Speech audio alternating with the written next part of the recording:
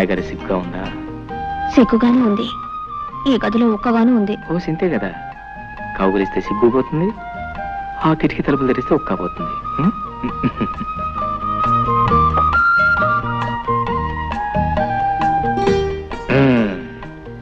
కిటికీ తలుపులు తెరిచాను, గాలి వస్తుంది, నీ ఒక్కపోతుంది. పోతే ఆ సిగ్గు కూడా తెచ్చేస్తాను. పాల గ్లాస్ ఎక్కడ పెట్టు, కూర్చో. ఒక ఫ్యాన్ కొనుక్కోవచ్చు కదా. ఫ్యానా? దాన్నేం భాగ్యం. ఎన్నాళ్ళు ఒంటరివాణి కదా, దాని అవసరం లేకపోయింది. హాయిగా ఆరు బయట పక్కేసి పడుకుంటే ఆ పైరుగాలికి మైమరిచి నిద్ర పెట్టేది. ఇల్లాలో నువ్వు వచ్చావు కదా, అసలు మన సంసారానికి కావాల్సిన ముఖ్యమైనవన్నీ ఒక లిస్ట్ తయారు చేసి వచ్చే పట్ల కొనేస్తాను. ఫ్యాన్ తోటే సంసారం సుఖంగా సాగిపోతుందా? అబ్బే, భార్యాభర్తల మధ్య ప్రేమ, మమత, అనురాగం అవి ముఖ్యం, అవి ముఖ్యం. నేననేది అది కాదు. మరి ఎంచక్కా తాతయ్య గారింట్లో గదికొక ఫ్యాన్ ఉంది, కొళాయి తిప్పితే నీళ్ళొస్తాయి, భోజనానికి టేబుల్, కుర్చీలు, పడుకోవడానికి డబుల్ కాటు. దేనికైనా అదృష్టం ఉండాలి. అదృష్టం కాదు, డబ్బులు డబ్బులు ఉండాలి. నేలను బట్టి నీళ్లు, లక్షణాలను బట్టి లక్షణాలని మన పెద్దలు ఊరికే అన్నారా? చూడు, వెనక ఒక మాట చెప్పనా, మనకున్నదాన్ని మనం స్వర్గం అనుకుంటే స్వర్గం, నరకం అనుకుంటే నరకం. కుళాయి తిప్పినా వచ్చేది ఆ నీళ్లే, మన పెరటి బావిలో తోడినా వచ్చేది ఆ నీళ్లే. ఫ్యాన్ తిరిగినా వచ్చేది ఆగాలే, మన కిటికీ తలుపు తెరిచినా వచ్చేది ఆగాలి. పందిరి మంచమైనా, డబుల్ కాట్ అయినా నిద్ర ముఖ్యంగానే మంచం కాదు. సర్లే, మగాళ్ళకి ఏదో సర్ది చెప్తారు. సత్య చెప్తాం కదా, జీవితానికి అర్థం చెప్తున్నాను.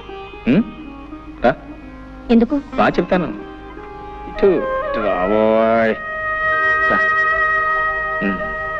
చూడు, ఆ చెట్టు కింద నా జంటను చూడు. ఎండొచ్చినా వానొచ్చినా ఆ చెట్టే వాళ్ళకి శరణ్యం, అదే వాళ్ళ మిద్దే, వాళ్ళ మేడ.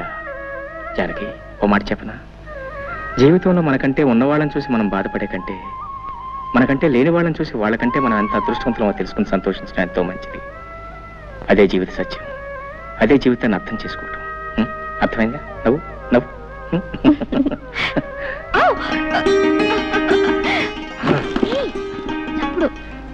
చప్పుడు పట్టించుకోకూడదు. ఇది మాకు బాగా అచ్చొచ్చిన పట్టి మంచం. మా వసువంతా దీని మీద పుట్టిందట. సిగ్గా? సిగ్గుపడితే పనులలో జరుగుతాయి. పిచ్చిదనో పిచ్చిదనో.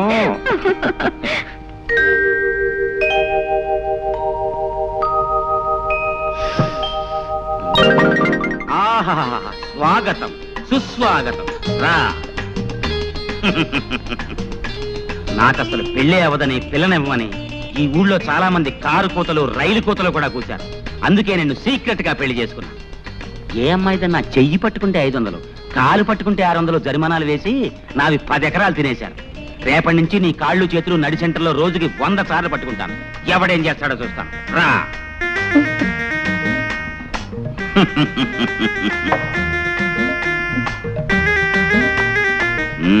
సిగ్గుపడుతున్నావా? బాగా సిగ్గుపడు. ఈ లీలాకృష్ణకి ఆడవాళ్ళని లాలించడం డాల్డాతో పెట్టిన విద్య. శ్రద్ధగా విను. ముందు నేను కౌగలించుకుంటాను.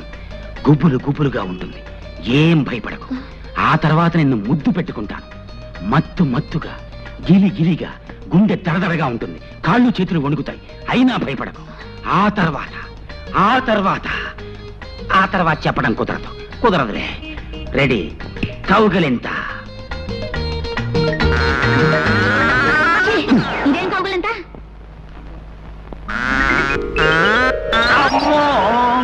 కౌగులింతంటే ఇలా ఉండాలి. ఓర్ నాయనో. సరే, ఇప్పుడు ముద్దు పెట్టుకుంటాను. ఇదే ముద్దు? ముద్దంటే ఇలా ఉండాలి. ఓర్ నాయనో, ఈ దేవుడోయ్, నా కొంప ముంచావు కదే. ఏమి, నీకు ఇవన్నీ ఎవరు నేర్పారో చెప్పు. మా బావ. శ్రీకృష్ణ, నాకు ఏమిటి పరీక్ష? బయటికి పో. నిన్ను మీ బావని సెంటర్ చూసి పడి చేస్తాను. పో. ఏమిటండి కేకలు? బావన తర్వాత ఇట్టంటే ఆటలు ఆడుకోరా? కౌగిలించుకోవటం, ముద్దు పెట్టుకోవటం ఇవన్నీ ఆటల. పాపప్పలే, పాపాత్మురాల. పో. మీ మొహం. చిన్నప్పుడు బావ మరదలు ఆడుకునే బువ్వాలాటలండి. చిన్నప్పుడా? అంటే ఇంతప్పుడా? అమ్మయ్యా, బతికించావు కదే. మీ బావ ఎక్కడున్నాడు? మిలిటరీలో. తేడా వదిలిపోయింది. నీకెప్పుడు నా బొవ్వాలాట్లు ఆడుకోవాలంటే నాతోనే ఆడుకో, ఇంకెవరితోనూ ఆడుకో. పడుకో, కళ్ళు మూసి పడుకో. జ్యోతి, నా మంచి చెల్లి, బావ పొలానున్నాడు. ఈ క్యారేజ్ పట్టుకెళ్ళి బావకిచ్చిరా. మీ ఆయనకి నేనెందుకు ఇవ్వాలి? ఏ నీకు బావ కదంటి, మంచి తల్లి. తాతయ్య 2 రోజుల నుంచి కబురు చేస్తున్నాడు. నేను ఒకసారి వెళ్ళొస్తాను. నువ్వు పట్టుకెళ్ళకపోతే అల్లుడు గారు ఏమన్నా అనుకుంటారు. నువ్వే పట్టుకెళ్ళు. బావ చాలా మంచివాడమ్మా, ఏమనుకోడు. నా మంచి చెల్లి కదూ. అలాగేలే, కాకా పట్టుకుని వెళ్ళు. మీ పెద్ద కూతురు గారు వంట రుచి చూద్దాం.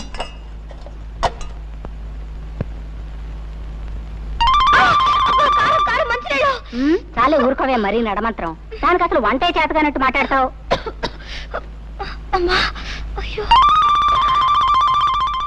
అబ్బా, ఈ వంట తింటే మీ బావు పని అయినట్టే.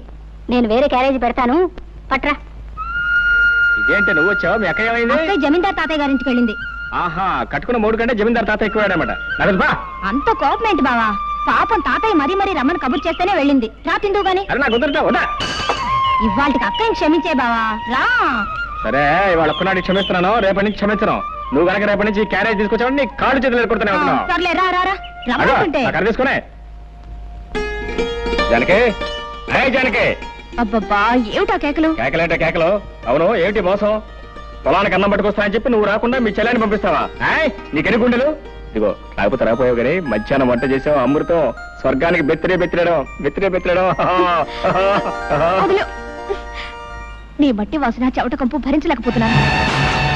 ముందెళ్ళి స్నానం చేసిరా.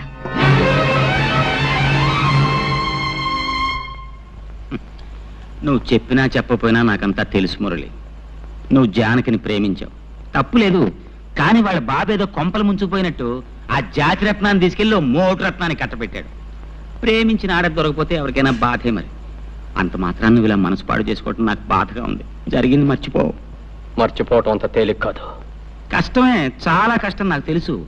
అందుకే మర్చిపోవటానికి కొన్ని సులువైన పద్ధతులు కనిపెట్టారు మన పెద్దలు. అవును, చరిత్ర తిరగేస్తుడు. పార్వతిని ప్రేమించిన దేవదాస్ ఏం చేశాడు? పార్వతిని మర్చిపోవడానికి మందు కొట్టాడు. అందాక ఎందుకు, ప్రేమ్నగర్ సినిమాలో నాగేశ్వరరావు ఏం చేశాడు? వాణిశ్రీని ప్రేమించి ఆ అమ్మాయి తిరస్కరించిన తర్వాత బాటిల్ ఓపెన్ చేశాడు. అతనే కాదు, చరిత్రలో భగ్న ప్రేమికులందరూ బాధని మర్చిపోవడానికి మందునే ఆశ్రయించారు. ఏదిగా ఏమిటిదంతా? వద్దు ప్లీజ్. మనం చరిత్రను అవమానించకూడదు. పెద్దలు నడిచిన తోవనే మనము నడవాలి. ఇది ముందు కొంచెం ఘాటుగా ఉంటుంది, ఆ తర్వాత బగరుగా, తియ్యగా, చేదుగా, అచ్చం ఉగాది పచ్చడిలా ఉంటుంది. అబ్బా,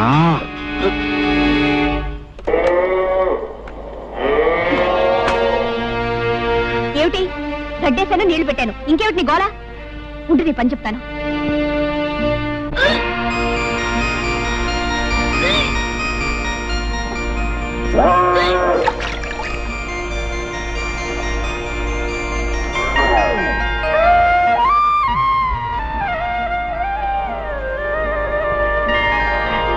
నీకడు బంగారం కాను. ఇంత మంచి వార్త ఎవరికి చెప్పొద్దంటావే. ఉండు జ్యోతి, నేను చెప్పేది పూర్తిగా వినమ్మా. ఏమిటే? పెళ్ళై ఇంకా ఏడాది కూడా కాలేదు, అప్పుడే నాకు పిల్లలు ఎందుకు చెప్పు? అయితే ఏమంటావు? ఏం లేదు, ఇరకల వెంక మీద పోవడానికి ఏదో మందిస్తుందట, అది నేను వేసేసుకుంటాను. పిచ్చి పిచ్చిగా వాగా అంటే చెప్పు తీసి కొడతాను. బావా, నేను ఒకటి అడుగుతాను, నువ్వు కాదనకూడదు. అయ్యో రామ, భార్య కాస్త ప్రేమగా అడిగితేనే ఏమో కూడా ఏం కాదనలేడే. ఇంత గట్టిగా కౌలించుకుంటే ఏం కాదంటాడు? ఏం కావాలి చెప్పు. మరే మరే మరి గుండి కావాలా? అదేం కాదు. గుండి కావాలా? అదే కాదు. ఏం కావాలో చెప్పు. మరి మరి మరి పెళ్ళైన ఏడాదికి పిల్లలు పుట్టే వాళ్ళ మీద నీ అభిప్రాయం ఏమిటి? ఏడాదికి పుడితే అదృష్టవంతులు, 9 నెలలకి పుడితే మంచి కష్టజీవులు అనమాట. 4-5 సంవత్సరాల తర్వాత పుడితే వాళ్ళ మొహం, వాళ్ళ గురించి కూడా ఒక అభిప్రాయం, ఒట్టి బద్దగిస్తులు అనమాట. అవును, నువ్వేదో అడుగుతాను చెప్పి ఏమిటి అడుగుతావేంటో? మర్యాదగా చెప్తావా లేకపోతే వెళ్ళి నీళ్లు పెడతావా? అబ్బా, నీదంతా కంగారే, ఏది సరిగా వినవు. ఏది నువ్వు చెప్తే కదా వింటాకే. చెప్పు. నేను నెల తప్పాను. తప్పగా నీళ్లు పెట్టవా? అబ్బా, ఏది అర్థం కాదు. 1 నెల కాదు, 3 నెలల వరుసగా తప్పాను. 3 నెలలు కాబట్టి 6 నెలలు తప్ప. ఇప్పుడు ఏం పోయింది, తర్వాత మాట్లాడుకోవచ్చు. వెళ్ళి నీళ్లు పెట్టు. నా చెమట పడి చేస్తుంటే ఏంటి వరుసగా 3 నెలలు తప్పానన్నావా?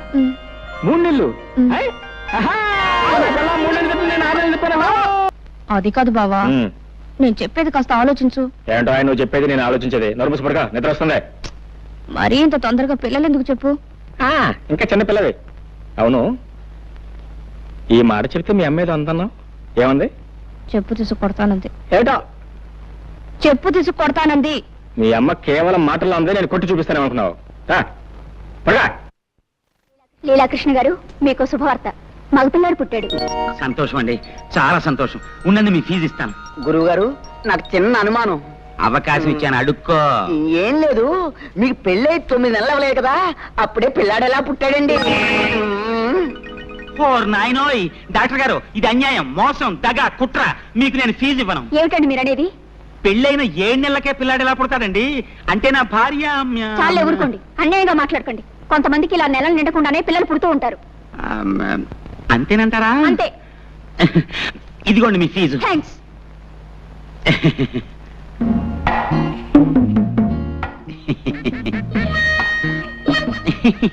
చీ చీ చీ చీ చీ. ముక్కు నాదే, మూతి నాదే, కళ్ళు నాదే. భలేవారేనండి మీరు. అబ్బాయి అచ్చం మీ పోలికే. నా పోలికి రాతే ఇంకెవడి పోలికి వస్తుంది? చెప్పు తీసుకొడతాను.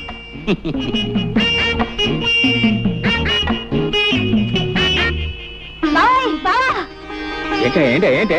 అయ్యో అయ్యో ఏంటే? ఈ మహారాజు గారికి మహాలక్ష్మి పుట్టింది. నా కూతురు పుట్టిందా? హాయ్ రే, ఇదిగో ఈ 100 రూపాయలు తీసుకుని మీ ఇష్టం వచ్చిన సరదాలు ఏమైనా చేసుకోండి.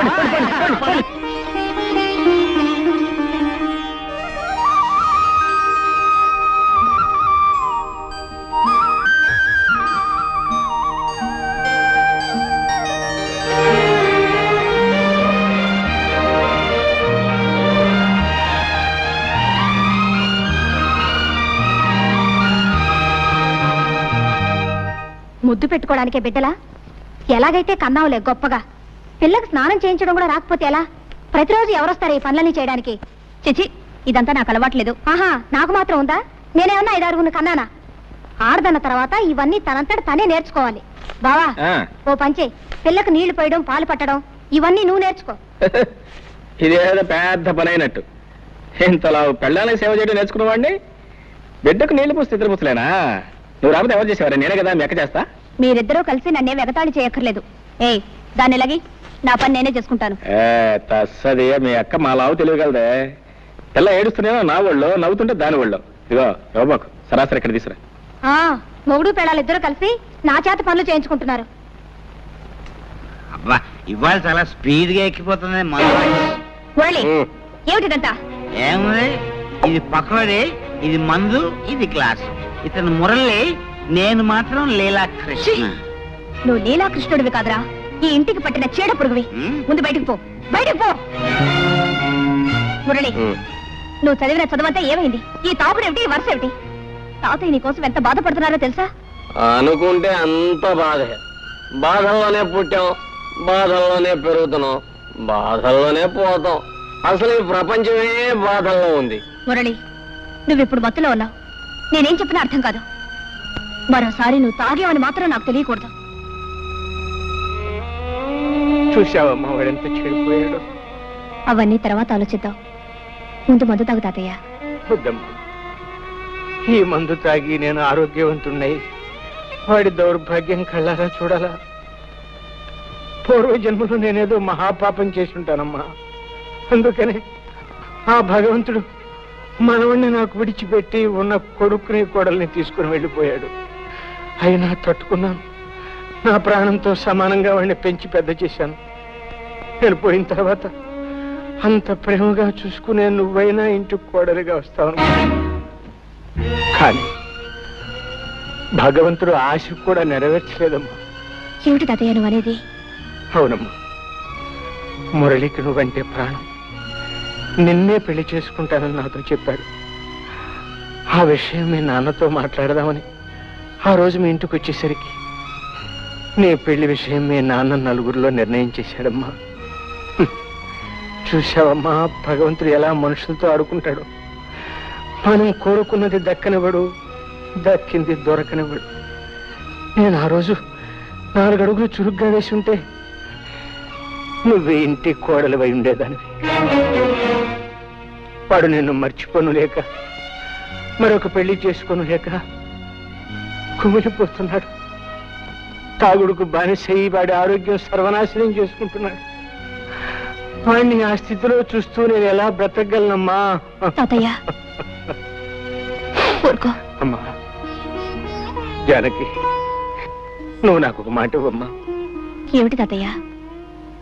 నేను పోయిన తర్వాత వాడిని జాగ్రత్తగా చూసుకుంటానని, వాడి బ్రతుకు బండర కాకుండా మనిషిని చేసి ఒక దారిలో పెడతానని నాకు మాట ఇవ్వమ్మా.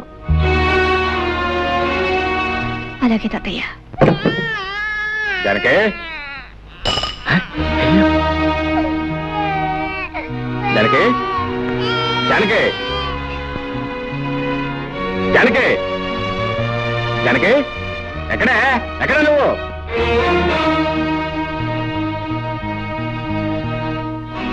ఎక్కడికి వెళ్ళావు? తాతయ్య గారింటికి వెళ్ళాను. ఈ శనిగ్రహం అప్పుడే లేచిపోయిందా? ఎవరు శనిగ్రహం? ఎవరు శనిగ్రహం? పసిబిడ్డను ఇంట్లో ఒంటరిగా వదిలిపెట్టి పెత్తనాలకు వెళ్ళిన చాలక ఇంకా శనిగ్రహం అంటున్నావా? శనిగ్రహం అని. నేను వెళ్ళేటప్పటికి నిద్రపోతుంది. అవును, నువ్వు వెళ్ళేటప్పుడు నిద్రపోతుందని నువ్వు ఇంటికి వచ్చే వరకు నిద్రపోతూనే ఉంటుంది అనుకున్నావా? నేను రావటం కొంచెం ఆలస్యం ఏమైతే తెలుసా? ఉయ్యాలంచి కింద పడేది. ఉయ్యాల్లోంచి కాకపోతే మేడ నుంచి పడ్డానికి మనకి మేడలు లేవుగా. తప్పు చేసిన కాకుండా ఏమిటా పెడసరుపు సమాధానం? తాతయ్య కొంట్లో బాలేదు. అవన్నీ సర్దుకొని వచ్చేసరికి ఆలస్యమైంది. తాతయ్య తాతయ్య మాట్లాడితే తాతయ్య ఒకటి దొరికాడు. ఇదిగో, నీ తాతయ్య చాలా డబ్బున్నాడు. నువ్వు వెళ్ళినా వెళ్ళకపోయినా ఆయన చూసుకోవడానికి 10 మంది నౌకర్లు ఉన్నారు. నువ్వు ఆయన గురించి ప్రత్యేకంగా ఏం తాపత్రపడాల్సిన అవసరం లేదు. ఇదిగో చెప్తున్నాను, నువ్వు మళ్ళీ ఆ ఇంట్లో అడుగు పెట్టడానికి వీల్లేదు. ఎందుకు వెళ్ళలేదు? వీల్లేదంతే. వెళ్తే ఏం చేస్తావు? పళ్ళు రాలగొడతాను.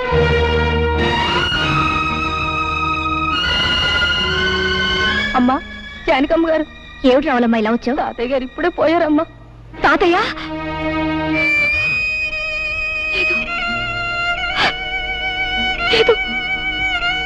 తాతయ్య గారు పోయారు? అవును బాబు. ఎప్పుడు? ఇప్పుడే. సరే నువ్వు వెళ్ళి, మేము వస్తాం. చూసొద్దాం పద. ఎందుకు? బ్రతికున్న మనిషిని చూడడానికి వెళ్తే పళ్ళు రాలగొడతానన్నావుగా. ఇప్పుడు ఆ శవాన్ని ఆఖరి చూపులు చూడడానికి వెళ్ళాలా? నీ మనసు ఇప్పుడు శాంతించిందా? నేను రాను, నువ్వు వెళ్ళు.